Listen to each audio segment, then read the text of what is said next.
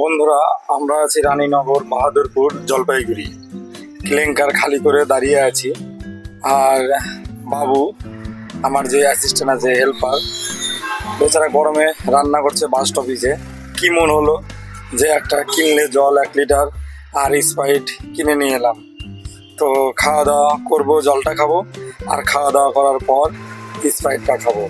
আর আজকে তো এমনিতেই প্রচণ্ড গরম। কালকে চিকেন রান্না করেছিলাম, আজকে আমাদের সোয়াবিন আলু, ব্যাস এই দিয়ে সামান্য টমেটো দিয়ে সবজি রান্না, এই আমরা খাওয়া দাওয়া করবো। তো বন্ধুরা, দুপুরবেলা সবাইকে আমন্ত্রণ রইল, যে যে খাবে চলে আসো। কমেন্টের মাধ্যমে প্লিজ জানাবে যে আমাদের ভিডিওটা কেমন হয়েছে, বা কে কে সোয়াবিন আলু টমেটোর সবজি খেতে ভালোবাসো। প্লিজ একটু কমেন্টের মাধ্যমে ভালোবাসা দিবে।